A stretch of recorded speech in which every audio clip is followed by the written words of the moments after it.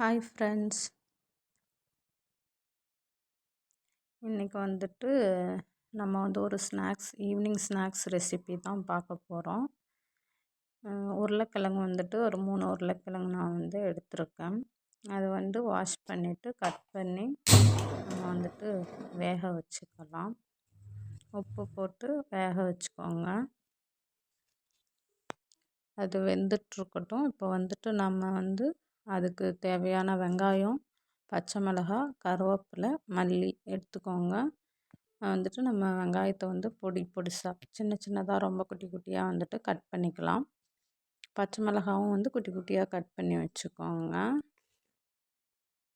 வந்துட்டு உருளைக்கிழங்கு வெந்துடுச்சான்னு பார்த்துக்கலாம். வெந்துடுச்சுன்னா ஸ்டவ் ஆஃப் பண்ணிக்கோங்க. ஆஃப் பண்ணிவிட்டு நம்ம எடுத்து வச்சுக்கலாம். நம்ம வந்துட்டு உருளைக்கிழங்கு வந்துட்டு தண்ணி ஊற்றி அலசிட்டு இப்போ வந்து நம்ம உரித்து வந்துட்டு எடுத்துக்கலாம். தோலெல்லாம் ரிமூவ் பண்ணி எடுத்துக்கோங்க. தோல் ரிமூவ் பண்ணி எடுத்துட்டு அதுக்கப்புறம் வந்துட்டு இங்கே வந்துட்டு வாணலில் அடுப்பத்தை வச்சுக்கோங்க. ஒரு பாத்திரத்தில் எண்ணெய் ஊற்றிக்கலாம். எண்ணெய் ஊற்றிட்டு சோம்பு போட்டுக்கோங்க. சோம்பு போட்டோடனே அது நல்லா கொஞ்சம் பொரியட்டும். பொரிஞ்ச உடனே வெங்காயம் போட்டுக்கோங்க. நம்ம குட்டி குட்டியாக கட் பண்ணி வச்சுருந்தோம்ல, வெங்காயம், பச்சை மிளகாய், கருவேப்பிலை இதெல்லாம் சேர்த்துக்கோங்க. இப்போ வந்துட்டு நம்ம கிண்டிக்கிட்டே இருங்க கொஞ்சம். இப்போ வந்துட்டு நம்ம உருளைக்கிழங்கு வந்துட்டு பிசைஞ்சிக்கலாம். நல்லா கொஞ்சம் இதாக மசிச்சு விட்டுக்கோங்க. கை வச்சு மசிச்சுக்கோங்க. மேஷர் இருந்துச்சுன்னா அதை வச்சு மசிச்சுக்கோங்க. நான் வந்துட்டு கையால் தான் மசிச்சு வச்சுக்கிட்டேன். இப்போ வந்துட்டு நம்ம வெங்காயத்தில் வந்துட்டு கொஞ்சம் தனி மிளகாத்தூள், கொஞ்சம் கரம் மசாலா, அதுக்கப்புறம் கொஞ்சம் சிக்கன் தூள், நம்ம வந்து கொஞ்சம் மஞ்சத்தூளும் போட்டுக்கோங்க. நம்ம போட்டுட்டு நம்ம வந்து கலந்து விட்டுக்கலாம். கலந்து விட்டுட்டு இப்போ வந்துட்டு உருளைக்கிழங்கு வந்து எடுத்துக்கோங்க. மசிச்சு வச்சோம்ல, அதை வந்துட்டு இதில் சேர்த்துக்கோங்க. சேர்த்துட்டு கிண்டி விட்டுக்கோங்க. நான் வந்து மஞ்சத்தூள் அப்போ போட மறந்துட்டேன். இப்போ தான் போட்டேன். நீங்கள் வந்து அப்போவே போட்டுக்கோங்க. போட்டுட்டு நல்லா கொஞ்சம் கிண்டி விட்டுக்கோங்க. நல்லா கிண்டிட்டு இப்போ வந்துட்டு மல்லி இலை வந்து சேர்த்துக்கோங்க. மல்லி இலை சேர்த்துட்டு கொஞ்சம் நல்லா கிண்டிட்டு நம்ம எடுத்து வச்சுக்கலாம். கொஞ்சம் நேரம் வந்துட்டு அது வந்து சூடு கொஞ்சம் ஆறட்டும். இப்போ வந்துட்டு ஒரு பேன் மாதிரி எடுத்துக்கோங்க. கொஞ்சம் அகலமான இது மாதிரி எடுத்துக்கோங்க. பாத்திரம் மாதிரி அகலமாக கொஞ்சம் எடுத்துக்கோங்க. இப்போ வந்துட்டு நான் ஒரு 3 கிண்ணம் எடுத்திருக்கேன். ஒன்றுத்தில் வந்து கார்ன்ஃப்ளவர் மாவு, ஒன்றுத்தில் வந்து கார்ன்ஃப்ளவர் மாவு, ஒரு இதில் வந்துட்டு மைதா மாவு, அதுக்கப்புறம் வந்து நான் ரவை எடுத்திருக்கேன்.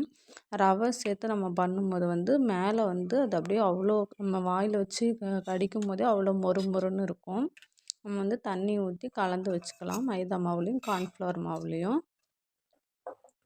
ரெண்டுத்துலேயும் கலந்து வச்சுக்கலாம். இங்கே வந்து சூடாகிடும். பாத்திரம் சூடானோடனே இந்த பேனில் வந்துட்டு நம்ம எண்ணெய் சேர்த்துக்கலாம்.